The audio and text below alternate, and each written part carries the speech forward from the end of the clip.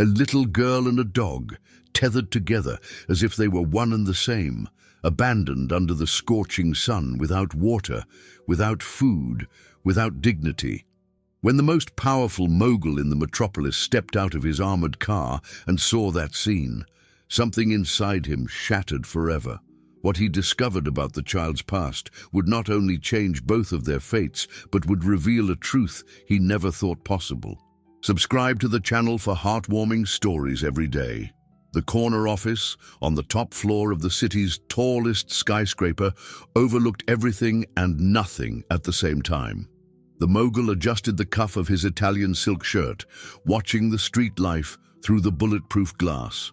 At 42, he had built an empire that made governments bend and competitors tremble. His name was etched on gold plaques, spoken in boardrooms around the world, whispered in halls of power. But at that moment, as he awaited the quarterly report that would define the future of thousands of jobs, he felt only the familiar emptiness. The silence of the office was broken only by the hum of the air conditioning and the discreet tick of the Swiss watch on the wall. Not even his secretary dared to interrupt his moments of contemplation. The phone rang. A flustered voice reported heavy traffic on Main Street, where protesters were demonstrating against a factory closure. He hung up without responding. Protests were just background noise in his symphony of achievements. Across town, on a street forgotten by progress, an 8-year-old girl awoke on the rough sidewalk. Her matted, dirty brown hair clung to her gaunt, hungry face. Her scraped knees bled slightly, injured on the uneven concrete where she had spent the night. Beside her, a golden retriever with huge paws panted heavily. The animal, which should have been playing in a backyard, was as skinny as the child. Its brown eyes, which had once sparkled with joy, now reflected only fear and confusion. A rough rope, tied with tight knots, bound the girl's left wrist to the dog's makeshift collar. The rusted fence of the abandoned building served as an anchor for this cruel prison. Under the scorching sun, the two defenseless beings shared not only confinement, but the same feeling of abandonment. The girl gently touched the dog's head, whispering words of comfort that she herself needed to hear. "It's going to be okay," she murmured, as silent tears streamed down her dirty cheeks. "Someone will find us." The dog, despite its weakness, nudged its wet nose into her small hand. It was a simple gesture, but charged with a loyalty that even suffering could not break. Meanwhile, in the building of glass and steel, the mogul signed contracts that moved millions.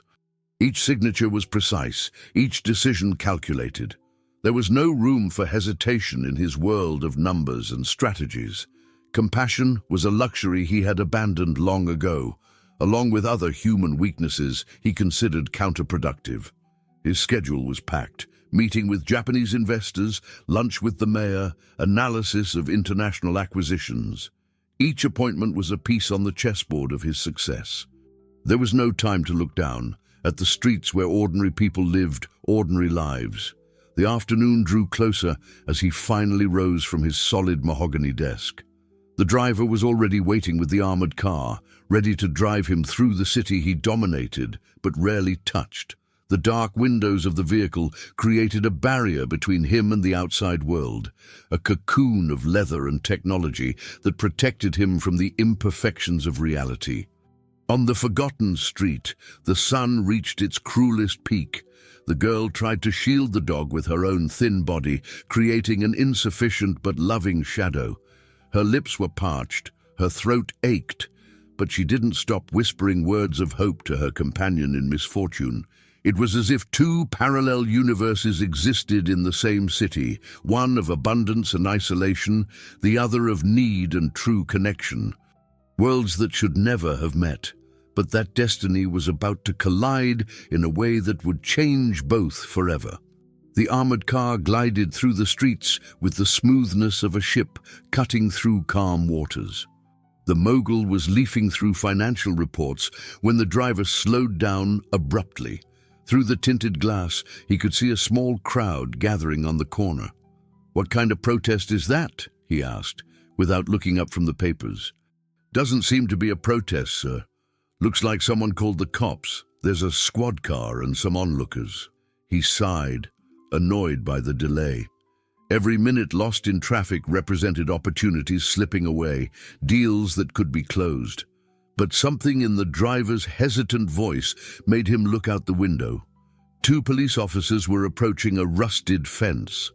A middle-aged woman was pointing at something on the ground, gesturing nervously. Some children watched from a distance, whispering to each other. The scene had a strange, magnetic quality he couldn't explain. "Stop the car," he ordered, surprising himself. "Sir?" "I said stop." The driver obeyed, parking a few feet from the small gathering. The mogul got out of the vehicle, automatically adjusting the knot of his silk tie. His Italian shoes touched the hot asphalt, and for the first time in years, he walked towards something without knowing exactly why. That's when he saw her. The girl was huddled against the fence, a protective arm over a dog that was panting heavily. Her clothes were dirty and torn, her hair matted to her face by a mixture of sweat and tears. But it was her eyes that caught his attention. Large, dark, filled with a pain he recognized but preferred to forget. One of the police officers was trying to cut the rope that bound the child to the animal. The other was talking to the people gathered, trying to understand how this situation had happened. "We found them like this morning," explained a woman who lived in the building across the street. The girl was crying, but not for herself. It was for the dog. She kept repeating that he was thirsty. The mogul moved closer, feeling something strange tightening his chest. The girl looked up and stared directly at him. There was no pleading in her gaze, no desperate hope. There was only a silent acceptance, as if she had already learned that the world was not a kind place. "Excuse me," he said to the police officer, his voice sounding hoarser than usual. "What happened here?" "We're taking her to Child Protective Services, and the dog..." "And the dog what?" The question came out more aggressively than he intended. "Well, he'll probably be taken to animal control. It's standard procedure." The girl, who had remained silent until then, made a small, distressed sound. Her arms tightened around the animal, which nuzzled her neck, as if it also understood the threat. "No," she whispered, the first word she had spoken since being found. "Please don't take him." The mogul knelt down to her level, something he hadn't done since he was a child. Up close, he could see the red marks on her wrist where the rope had chafed. He could smell the fear and despair emanating from the two embraced beings. "What's your name?" he asked gently. She watched him for a long moment, as if assessing whether she could trust him. Then, in a voice so low that he had to lean in to hear, she replied, "She tied me to him. Said I was just like him, that nobody would want a kid who loves mutts." The world stopped. The air seemed thicker. The sounds of the street became distant. The mogul felt something break inside him, a crack that spread through walls he had carefully built over decades. Memories he had kept locked away began to leak through the cracks in his emotional armor. The mogul stood up abruptly, his legs trembling imperceptibly. The girl's words echoed in his mind like a death knell, awakening echoes of a past he had buried under layers of success and calculated indifference. I need to go," he murmured to the officers, turning back toward the car. But his feet didn't quite obey. With each step he took, he felt an invisible weight pulling him back. He stopped on the sidewalk, pretending to check his cell phone, but actually watching the scene unfolding behind him in the reflection of a store window. The girl wasn't crying, not begging. She was just holding the dog with a silent determination as the officers discussed procedure. It was this devastating serenity that disturbed him most. He recognized that forced resignation, that premature maturity born of abandonment. The driver opened the door of the armored car, awaiting orders. "Where to, sir?" "To..." He hesitated, his voice faltering. "To the office." He got into the vehicle, but couldn't sit comfortably. He sat on the edge of the leather seat, watching through the back window as they drove away. The last image he glimpsed was of the girl being gently guided into the squad car, while another officer led the dog in a different direction. Back in the sanctuary of his office, he tried to immerse himself in the monthly reports, but the words blurred on the page. He got up several times, approached the window, moved away again. His secretary discreetly commented that he seemed agitated, asking if he needed anything. "I don't need anything," he replied more curtly than usual. But it was a lie. He needed something he couldn't name, something that those dark eyes had awakened. It was as if an old wound, carefully scarred over, had been reopened with the cruel precision of a scalpel. He remembered the orphanage where he grew up, the voices that called him troublemaker, unwanted, weirdo. He remembered how the other boys compared him to the stray cats that lived in the yard, wild, distrustful, always ready to bite the hand that tried to help. The difference was that the cats, at least, received some scraps of food. He had to fight for every crumb of attention or affection. At 16, when he finally aged out of the system, he made a solemn promise. He would never be vulnerable again. He would never allow his emotions to make him weak. He would build a fortress of money and power so high that nothing from the past could reach him, and it had worked perfectly until that morning. The phone rang, interrupting his memories. The voice of the legal assistant sounded nervous. "Sir, there's a reporter downstairs wanting to talk about the incident on the street. It seems someone saw you at the scene and—" "What incident?" he snapped, although he knew exactly what it was about. "The case of the child tethered to the dog. It's going viral on social media. The reporter wants your side of the story." He hung up without answering. In the following minutes, his secretary received 5 calls from different media outlets. The story was spreading like wildfire, fueled by the media's insatiable thirst for human drama. He called his publicist, ordering them to prepare an official statement denying any involvement. "I was just passing by. I have nothing to do with it." But as he dictated the cold and distant words that would protect his image, another voice echoed in his mind, small, broken, but with a cutting honesty. She said I was just like him. At night, in his empty mansion, he poured himself a 20-year-old scotch and tried to watch the financial news. But when he changed the channel, he came across a report about child abandonment. The image of the rusted fence appeared on the screen, followed by a blurred photo of the girl being taken away by the police officers. He turned off the television forcefully, but the silence that followed was even worse. It was a silence that screamed, that accused him, that asked why a man with infinite resources had simply walked away from a child who needed help. 3 days had passed since the encounter on the street, but the mogul couldn't get the girl and the dog out of his thoughts. During important meetings, he found himself distractedly doodling on the notepad. Always the same image: a fence, a rope, 2 desperate looks. On Thursday morning, he made a decision that surprised him. He cancelled the meeting with German investors, something unthinkable in his usual routine, and ordered the driver to take him to Child Protective Services in the area where he found the girl.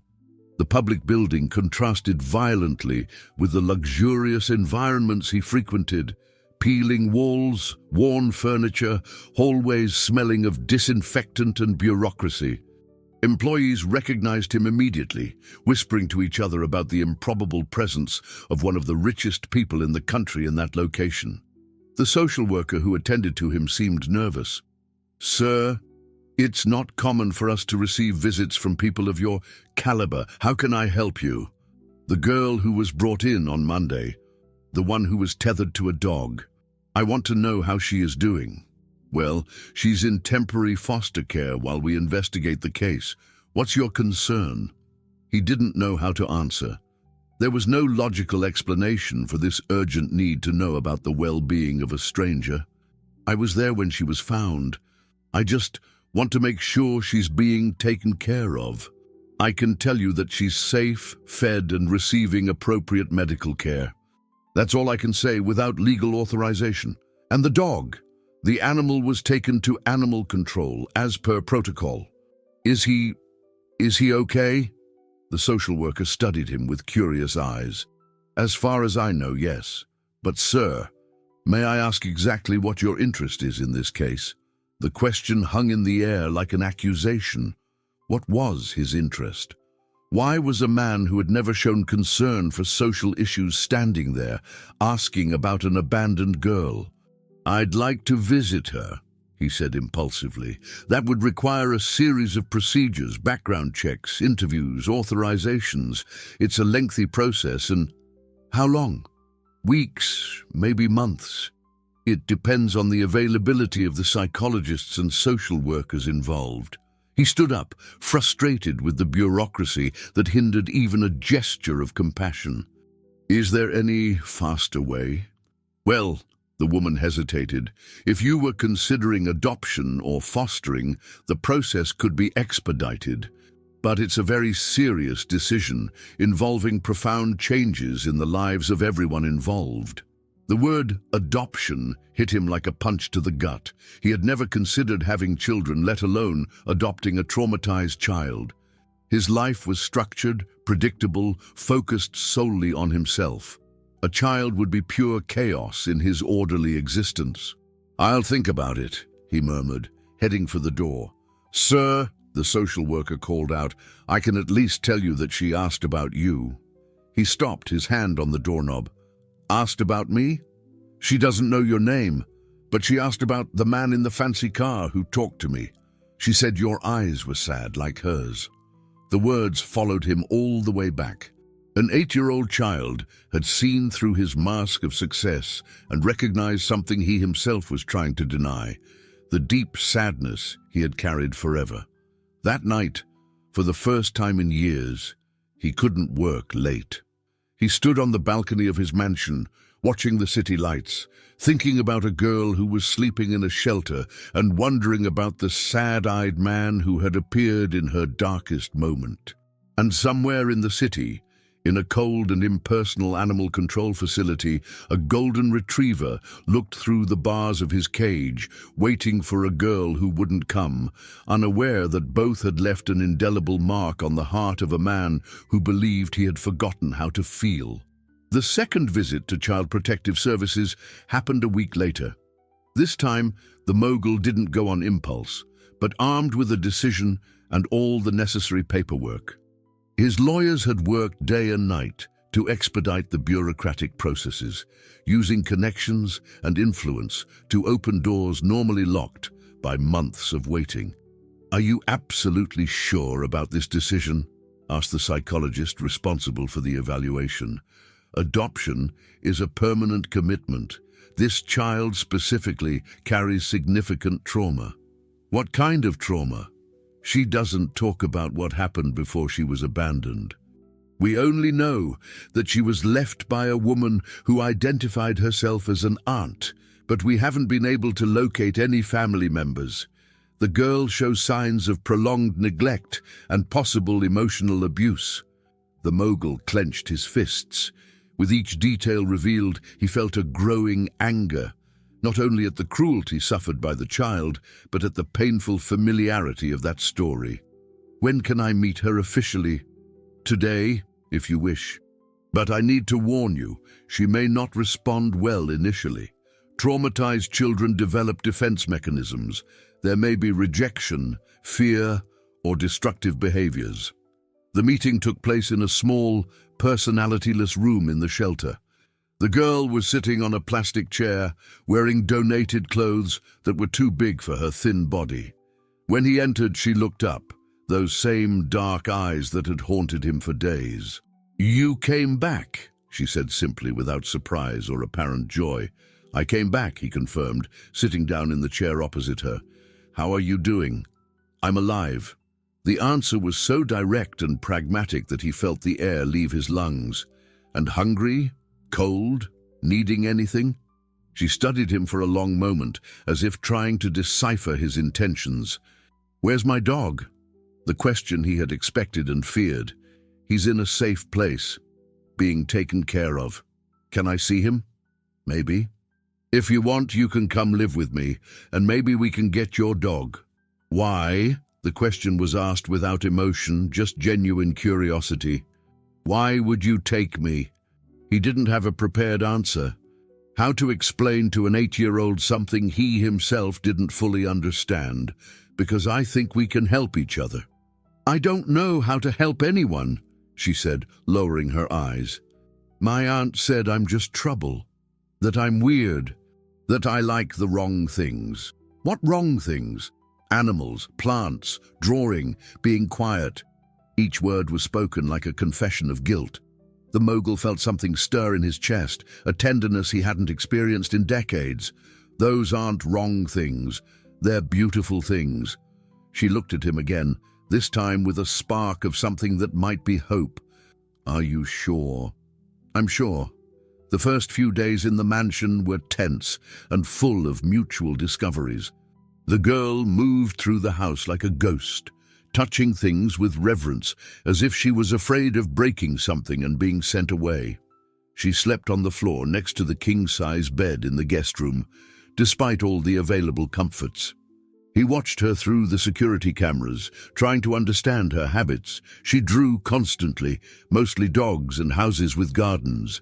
She left food on her plate, as if she wasn't sure there would be more the next day. She spoke little, but when she did, it was always about the animals she had left behind.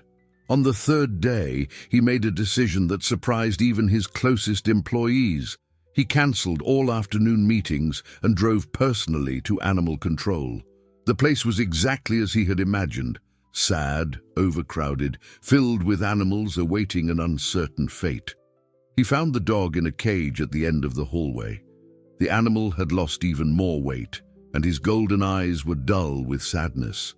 When he saw the mogul approaching, the dog stood up slowly, as if recognizing the familiar scent. He sniffed at his hands through the bars, searching for something that wasn't there. "She's okay," he whispered to the animal, "and you'll see her soon." The dog's arrival completely changed the dynamic of the mansion. For the first time since arriving, the girl showed true emotion.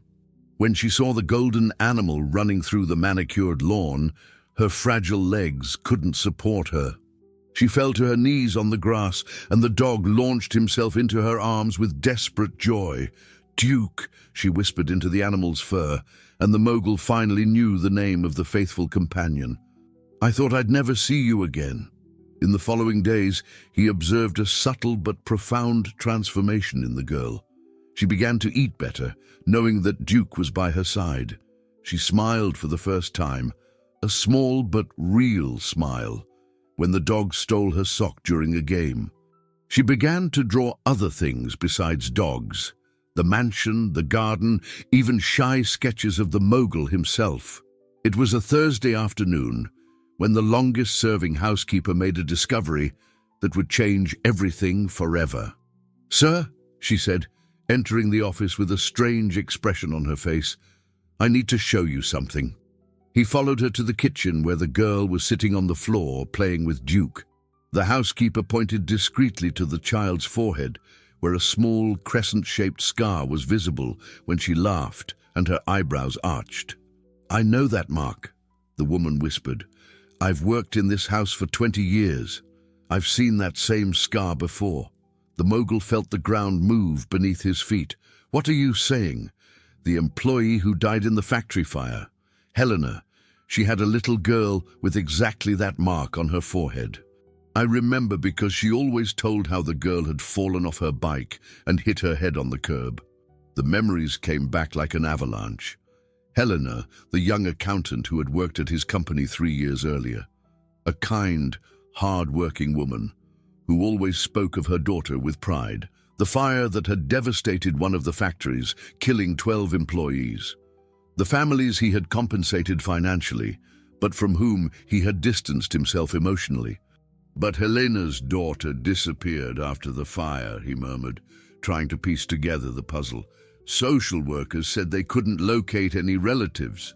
She must have stayed with someone who wasn't blood-related, someone who took advantage of the situation." That night, after the girl fell asleep, he rummaged through the company's old files. He found Helena's file: single mother, no close family, living in a modest neighborhood. And in the personal notes, he kept about employees who stood out, a note that made him stop breathing. Helena mentioned that her daughter loves animals. I asked the company veterinarian to give her a puppy, a golden retriever from my dog's litter. The girl was radiant with the gift. Duke, the golden dog that was sleeping on the rug in the girl's room, was a direct descendant of his own dog, a gift he had given without knowing that it would be all that remained of a destroyed family. The tears came without warning, tears he hadn't shed since childhood. 20 years building an empire, and he discovered that one of the people who most needed his protection had been his responsibility all along. Helena had died in an accident at his factory, and he had allowed her daughter to be lost in the system, abandoned, mistreated. He went up the stairs silently and stopped at the door to the guest room. The girl was sleeping curled up in the giant bed, a small hand resting on Duke's golden fur. On the nightstand, there was a new drawing, a brown-haired woman holding the hand of a little girl, while a dog played at their feet. She remembered her mother. Of course she remembered. He knelt beside the bed and whispered, I'm so sorry I didn't protect you when you needed it. I'm so sorry about your mother. But I promise I'll never fail you again." The girl opened her eyes slowly, as if she had sensed his presence. For a moment, they just looked at each other in the dark. "Did you know my mother?" she asked, with the mysterious intuition of children. He nodded, unable to speak. "She talked about you. She said you were a good man, but very sad. She said that one day you were going to learn to be happy." The words of a dead woman, transmitted by her orphaned daughter, reached his heart as both a balm and a condemnation. The revelation about the girl's true identity should have simplified everything, but it ended up complicating things in ways the mogul never imagined. The next morning, as he watched the child play with Duke in the garden, he received a call that would change the course of everything. "Sir," the tense voice of his lawyer echoed over the phone, "we have a problem. A woman named Mariana Santos is contesting custody of the girl. She claims to be a legitimate aunt and says you used undue influence to expedite the adoption process." The blood froze in his veins. What woman? What aunt? Apparently, it's the same person who abandoned the child. She's hired a lawyer and is claiming she was coerced into leaving the girl on the street. She says she was going through financial problems and that now, seeing the media coverage and your involvement, she wants to recover her niece. The anger that took over him was something primal, visceral. He rose from the breakfast table so abruptly that he knocked over the porcelain cup, making a noise that caught the attention of the girl outside. She looked at him through the window, her dark eyes filled with instinctive concern. Where has this woman been for the past few months? Why didn't she look for the child in the system when she disappeared? His voice came out louder than he intended. According to her, she tried to look but didn't have the resources. Now she claims she can offer a suitable home and that the child belongs to the biological family, not to a rich stranger who wants to buy a daughter to improve his public image. The words hit like well-aimed punches. That was exactly how the world would see the situation. A lonely mogul trying to buy redemption through a high-profile adoption. Nobody would believe his feelings were genuine, that this girl had awakened something in his heart that he thought had died decades ago. Does she have a chance of winning? Especially when there are allegations that the adoption candidate used financial influence to expedite the process. The mogul hung up the phone and stood in the middle of his office, feeling more powerless than when he was a child in the orphanage. All his money, all his connections, all his power, none of it mattered if the system decided he wasn't fit to care for the girl. Through the window, he saw her chasing Duke, laughing, a sound he had learned to cherish more than any applause at his corporate presentations. How to explain to her that the aunt who had tethered her like an animal on the street now wanted to take her back? The answer came sooner than expected. In the late afternoon, a social worker arrived, accompanied by a woman of about 40, with bleached hair and clothes that tried to look more expensive than they really were. The woman's face was familiar in a disturbing way. There was something about her that vaguely resembled Helena, but distorted by bitterness and opportunism. "Where's my niece?" were Mariana's first words, completely ignoring the formal greetings.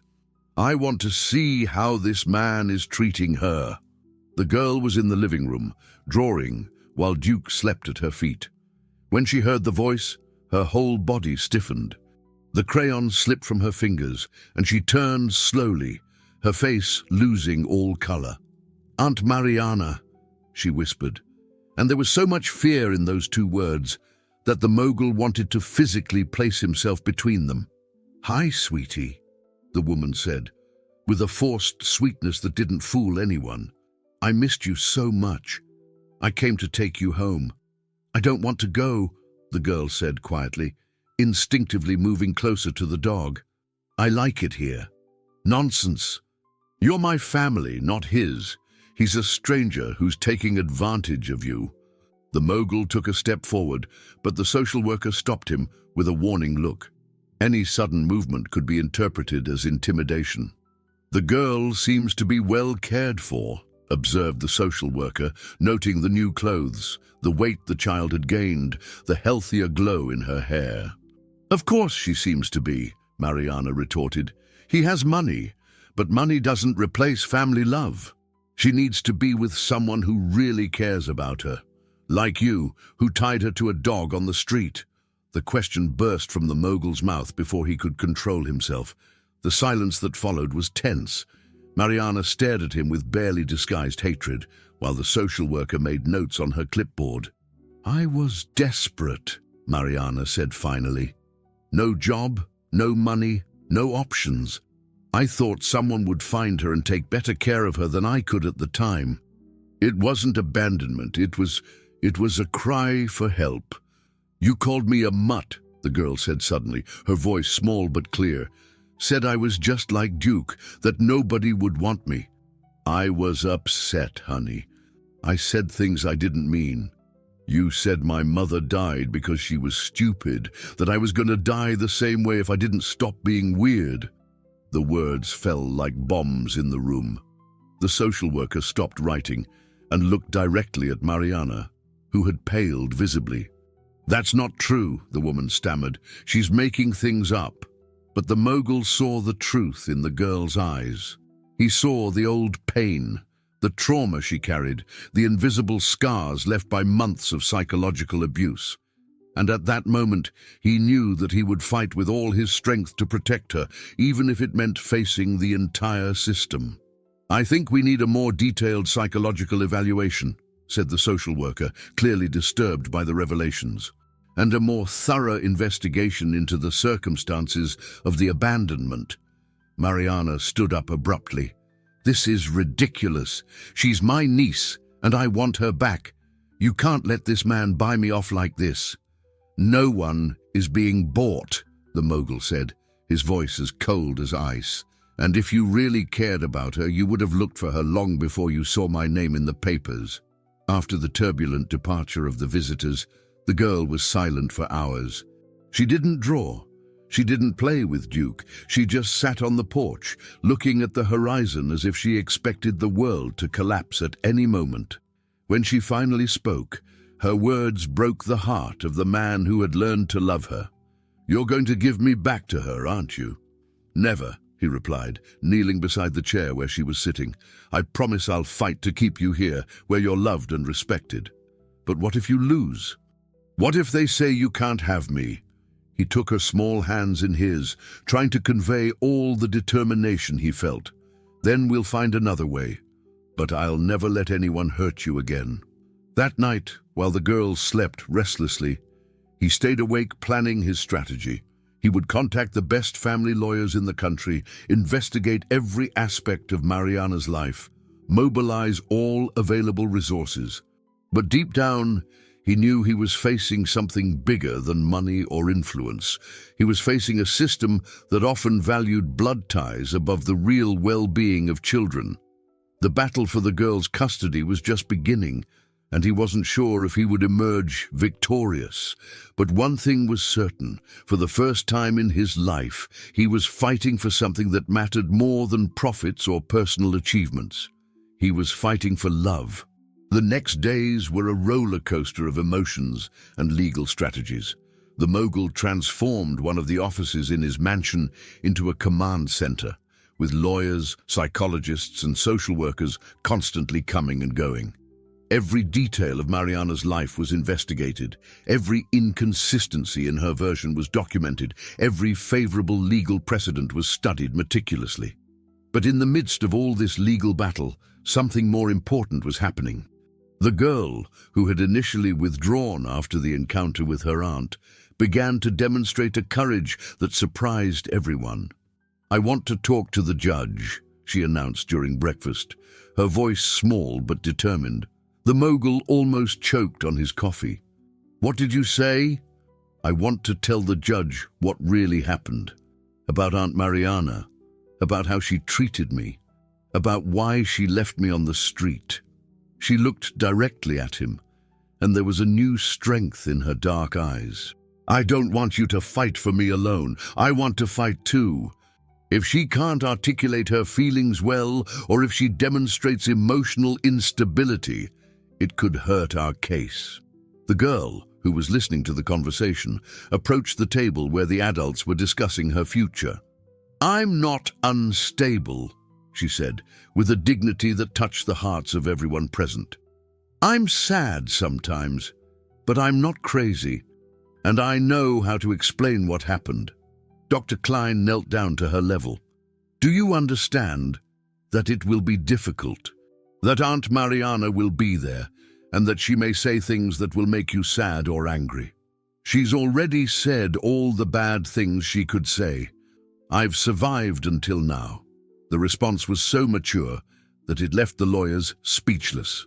That afternoon, while the professionals prepared the legal strategy, the mogul and the girl did something they hadn't done in days. They played together in the garden with Duke. It was an attempt to regain normalcy amidst the chaos, but also a way to strengthen the bonds between them before the final battle. "Can I ask you something?" she said, while throwing a ball for the dog. "Of course. Why have you never had children?" The question was asked with the innocent curiosity of children, without malice or judgment. He was silent for a moment, considering how to answer. "I didn't think I knew how to be a father. My parents abandoned me when I was a baby, and I grew up in an orphanage. I never had a real family to teach me how it works." "Like me," she observed, sitting on the grass next to him. "I also didn't know how to be a daughter.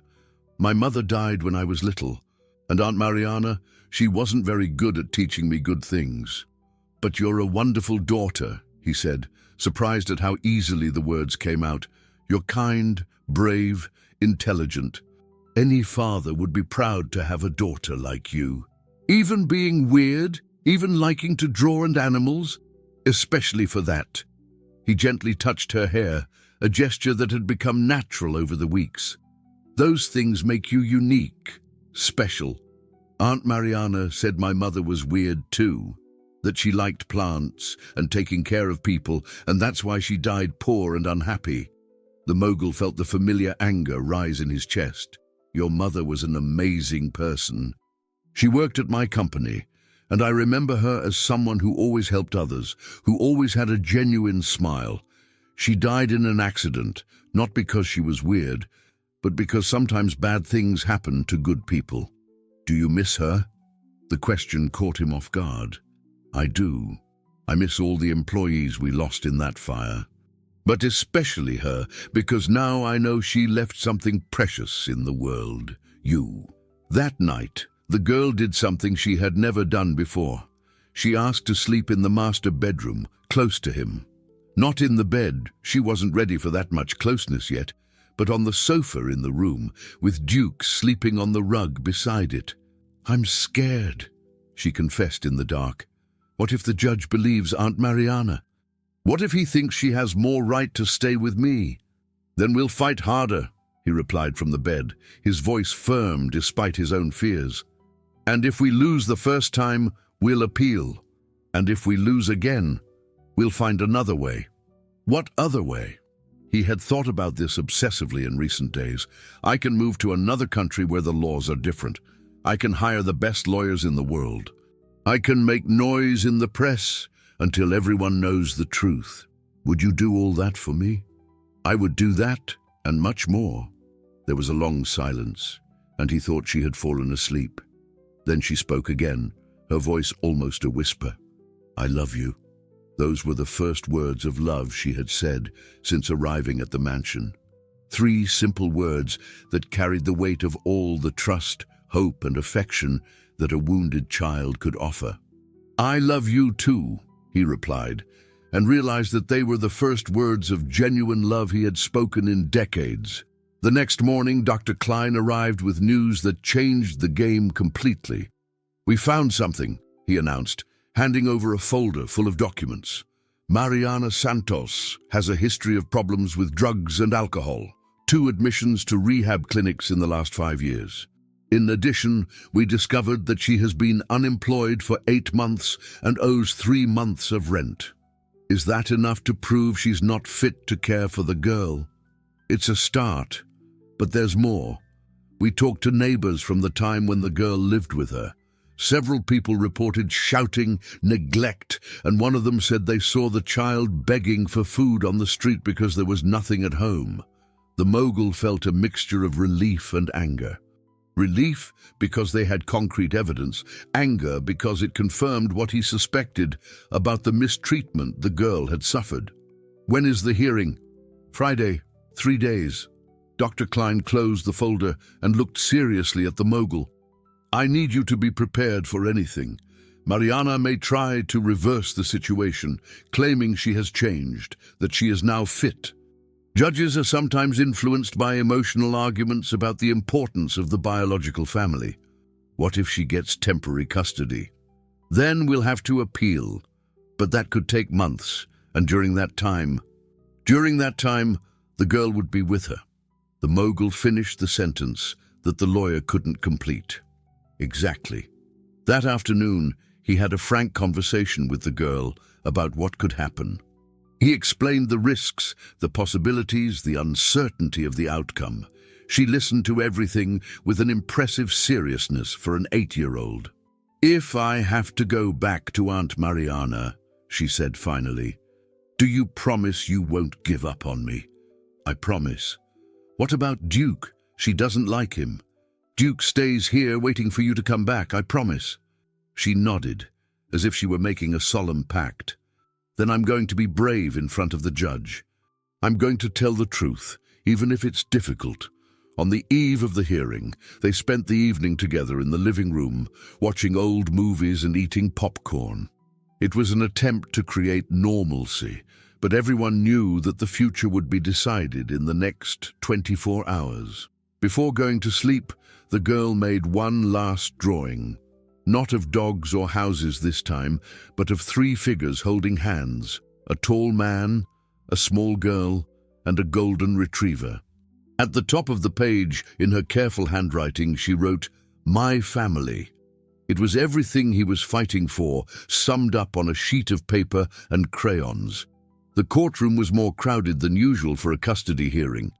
The press had uncovered the details of the case, and the story of the girl tethered to a dog, rescued by a mogul, had captured national attention. Reporters squeezed into the backbenches. Discreet cameras recorded every movement, and the hum of hushed conversations created a palpable tension in the air. The mogul adjusted his tie for the 10th time, his fingers trembling slightly. Beside him, the girl was sitting quietly, wearing a simple navy blue dress that she had chosen herself. Her small hands held a folded drawing, the same one she had made the night before. "Are you nervous?" he asked softly. "A little," she admitted.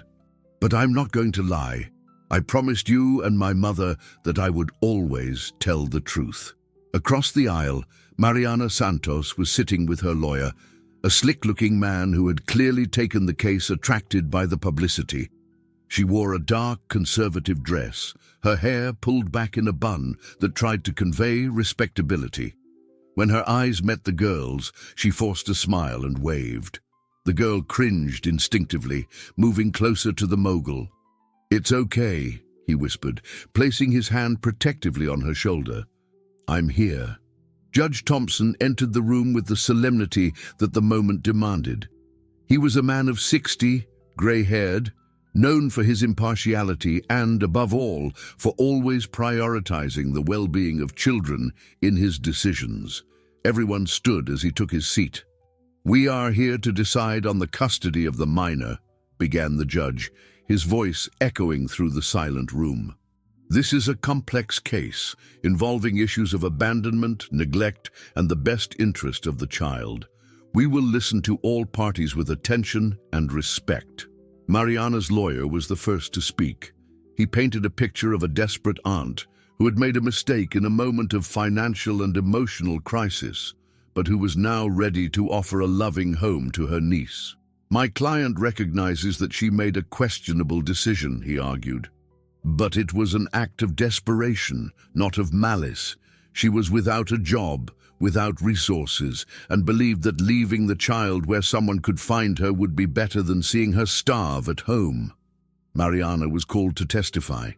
She approached the witness stand with calculated steps, her hands trembling slightly.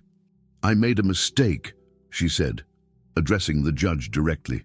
"But it was because I loved her too much to see her suffer with me. I didn't have money for food, for medicine, for the things a child needs.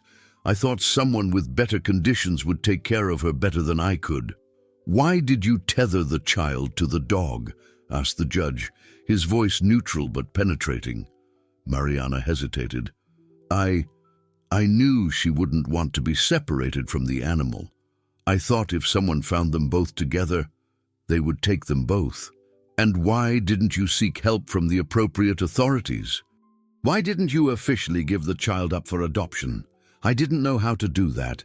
I have little education, Your Honor, and I was afraid they would judge me badly."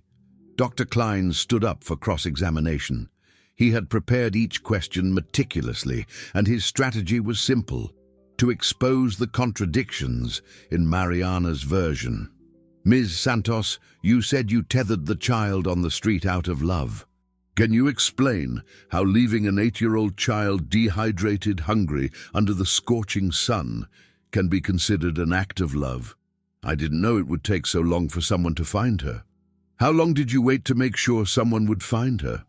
Mariana was silent for a moment too long. I didn't wait. I had to leave." "Where to?" To look for work." Dr. Klein approached with a folder of documents. "According to our records, you spent that morning at a bar 3 blocks from where you abandoned the child. Is that looking for work?" The silence in the room was deafening. Mariana opened and closed her mouth several times, clearly without an answer. "In addition," continued the lawyer, "we have testimonies from neighbors who report systematic neglect. Child begging for food on the street, crying alone at home for hours, signs of physical violence." "How do you explain that?" "That's not true!" Mariana stood up abruptly. "I never hit her. But you admit that you left her alone? That there were days without food in the house?" "I was unemployed. I did what I could, including using the emergency relief money to buy alcohol." Mariana's lawyer stood up. "Objection, Your Honor. That's speculation." "It's not speculation," Dr. Klein retorted, showing a document. "We have the bank statements from that time." The judge examined the papers in silence. When he looked up, his expression was serious. "You may continue, Dr. Klein." "Ms. Santos, when did you discover that the child had been adopted by my client? How long did it take you to contact the authorities?" "A few days. According to our records, it was 3 weeks. 3 weeks during which the child was being cared for, fed, receiving medical and psychological treatment."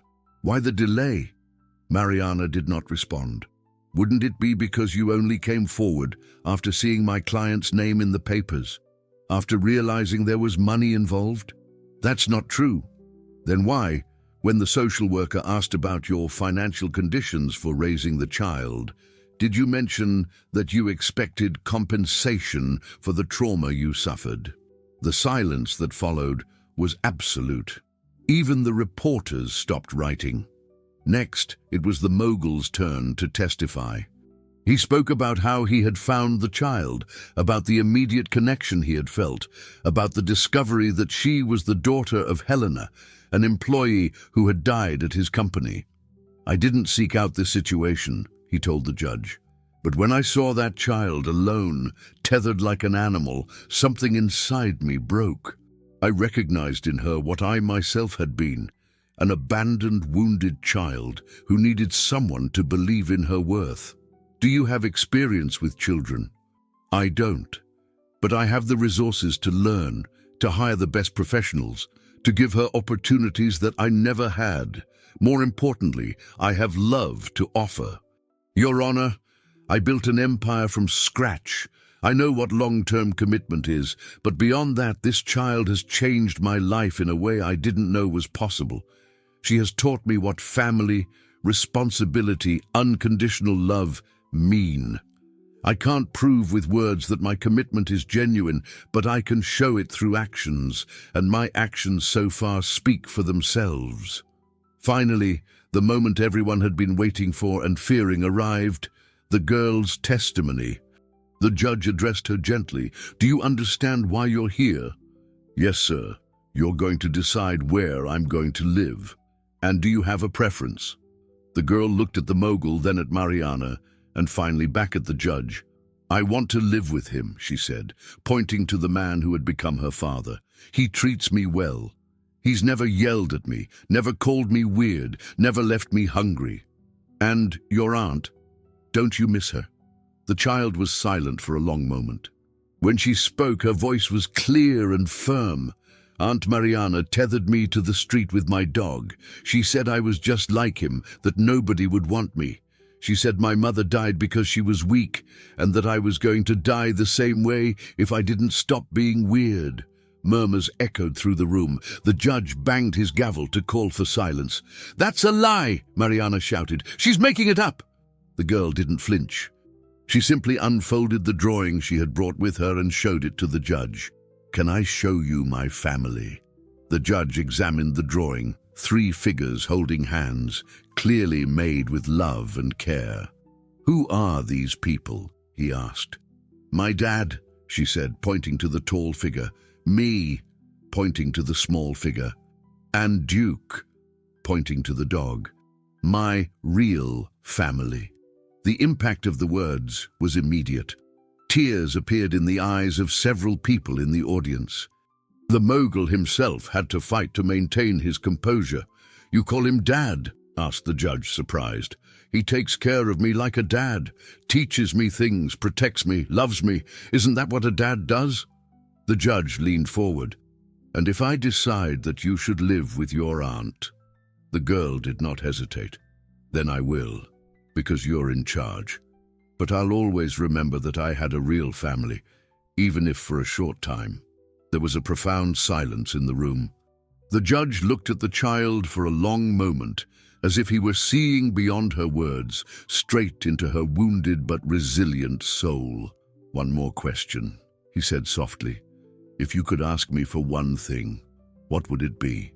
The girl thought carefully before answering. "That Duke can stay with me, no matter where I go. He's all that's left of my mother. He protected me when nobody else did." The judge nodded slowly. "Thank you. You may return to your seat." When the girl returned to the mogul's side, he held her small hand in his. She had been more courageous than many adults would be capable of being. "I will analyze all the testimonies and evidence presented," declared the judge. "The decision will be communicated next Monday at 2 p.m. Until then, the child will remain under the temporary care of Mr. Mogul's last name, as previously established." When they left the courtroom, a crowd of reporters awaited them. Cameras flashed, microphones were extended, voices shouted questions from all sides. The mogul shielded the girl with his body, guiding her quickly to the armored car.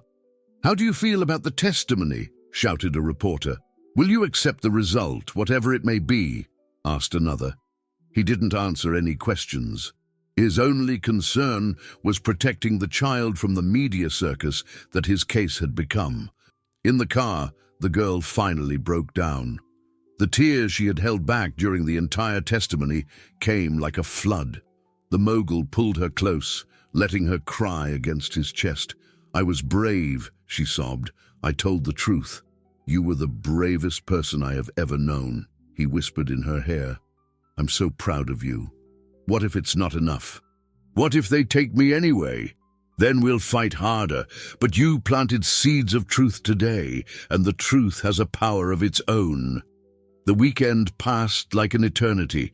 The mogul tried to maintain the normal routine, breakfast in the garden, playing with Duke, drawing sessions. But the tension was present in every moment. The girl, in turn, showed a surprising serenity, as if she had made peace with whatever fate awaited her. "No matter what happens," she said on Sunday night, while brushing their teeth side by side in the bathroom, "I'll always remember these days as the happiest of my life." He stopped brushing his teeth and looked at her in the mirror. "Don't talk like it's an end. Talk like it's a beginning. Do you really think we're going to win? I think the truth is stronger than any lie. And you spoke the truth so clearly that even the stones of the courtroom must have been moved." On Monday, they returned to the courthouse. This time, there were even more people. The story had become national, a symbol of a larger discussion about children's rights, biological family versus chosen family, and the power of money in the judicial system. Judge Thompson entered the room with an impenetrable expression. In his hand, he carried a folder with his decision. The silence was absolute when he sat down and adjusted his glasses. "This has been one of the most complex and emotionally challenging cases I have ever presided over," he began. "It involves fundamental questions about what constitutes a family, about the best interest of the child, and about how to balance biological rights with emotional and practical realities." He paused, letting the tension grow in the room. "I have carefully analyzed all the testimonies, all the evidence, and above all, I have closely observed the child in question, an 8-year-old girl who has demonstrated an impressive maturity and clarity when speaking about her own life." Mariana shifted nervously in her chair. The mogul held the girl's hand more firmly. "The law favors the biological family, and that is an important principle. However, the law also requires that we prioritize the well-being of the child above any other consideration." Another dramatic pause. Mogul's last name. "The circumstances of the abandonment, tethering a child to an animal, leaving them exposed to the elements without water or food, constitute an act of cruelty that cannot be justified by financial difficulties." Mariana turned pale. Her lawyer whispered something in her ear, but she didn't seem to hear.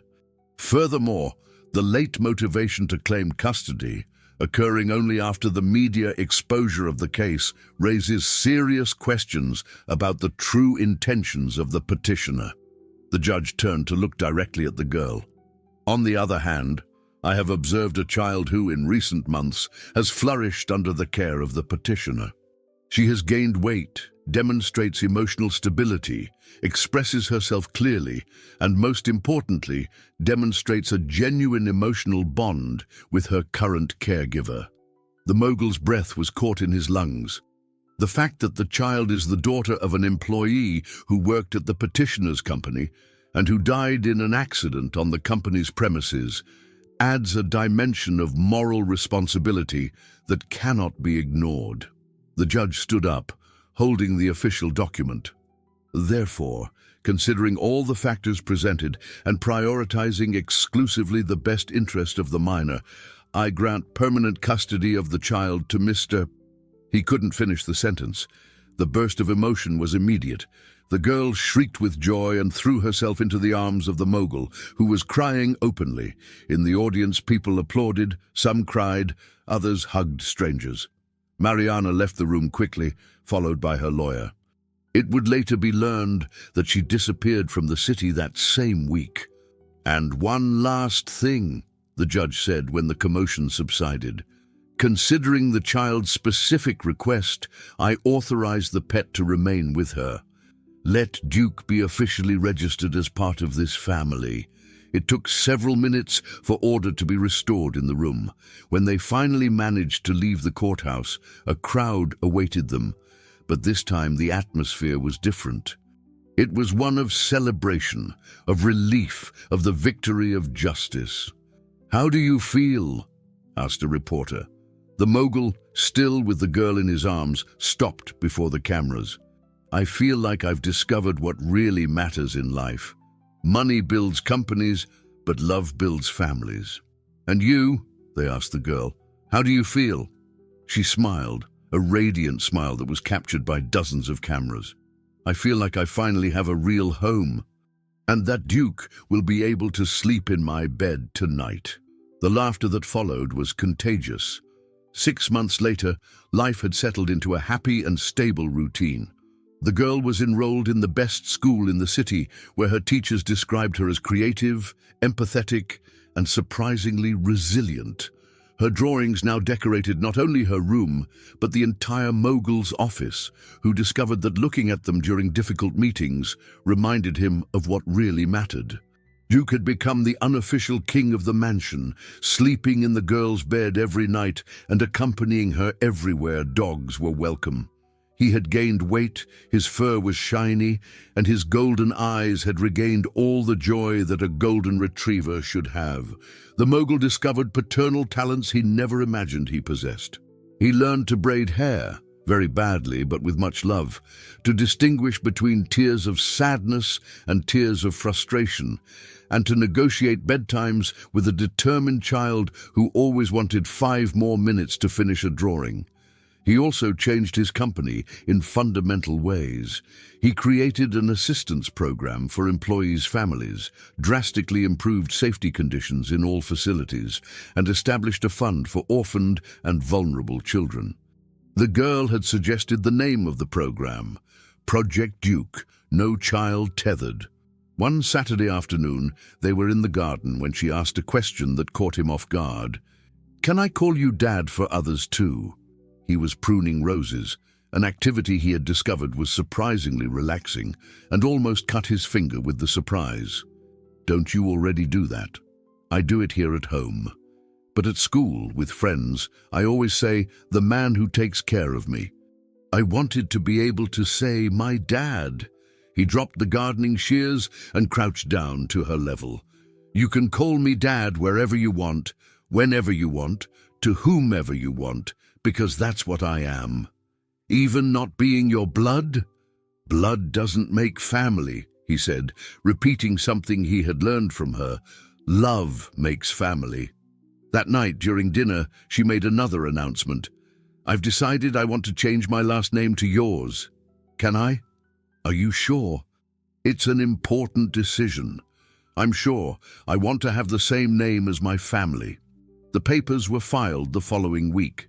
When they arrived, formalizing the change, they had a small party in the garden, just the 3 of them, the mogul, the girl, and Duke, celebrating with chocolate cake and ice cream. "Now we're a real family on paper too," she said, licking the frosting off her fingers. "We've always been a real family," he corrected. "The paper just confirms what the heart already knew." 2 years had passed since that fateful morning when he got out of his armored car and found a girl tethered to a dog. The child had grown not only physically, but in confidence, joy, and security. Her drawings were now exhibited in a local gallery, with all the income reverted to child protection programs. The mogul had also changed. His employees noticed that he smiled more, that his decisions took into account not only profits, but human impact. He had learned that true success was not measured in bank figures, but in genuine smiles and tight hugs at the end of the day. In an interview for a national magazine, a year after the adoption, he was asked about the greatest lesson he had learned. "I learned that some encounters are not coincidence, they are destiny," he replied. "And that sometimes, when we think we're saving someone, we discover that it was actually us who were saved." The article was published with a photo of the three in the garden. The man who had learned to love, the girl who had learned to trust, and the dog who had learned that not all humans abandon those they love. The last sentence of the article quoted the girl's own words. "My mother always said that everyone deserves a second chance to be happy. Dad gave me that chance, and I gave that chance to him, and now we're happy together forever." Duke, now 3.5 years old, continued to be the silent guardian of the family's happiness. Every morning, he woke up before everyone else and lay down between the rooms of the father and daughter, as if his mission was to protect that peace that had cost so much to conquer. And when someone asked the mogul if he regretted stopping the car that day, he always answered the same thing.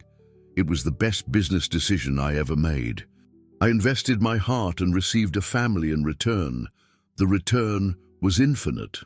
The girl, now 10 years old, had become a small activist, speaking in schools about adoption, abandonment, and the importance of treating all living beings with dignity. Her favorite phrase, which she repeated in every lecture, was, "Family isn't who you're born with. Family is who chooses to stay with you, even when things get tough." And so, a story that began with pain, abandonment, and despair ended with love, choice, and belonging. Because sometimes the strongest bonds are not those formed by blood, but those forged in the conscious decision to love, protect, and remain. The girl's last drawing, hanging on the main wall of the mansion, showed not 3, but 4 figures: a man, a girl, a dog, and a brown-haired woman watching from heaven. At the bottom, in her now more mature handwriting, she had written, "My complete family. Those who are here, and the one who is watching over us from above." Helena was not physically present, but her legacy lived on in the courageous daughter who had found a father in the man her mother had always described as good, but very sad. And now, he was no longer sad. He was a dad. If this story touched you, subscribe to the channel and activate notifications to receive new stories every day. What would you do in the mogul's place? Comment below and share this story with someone special who needs to be reminded that family is about choice, love, and permanence.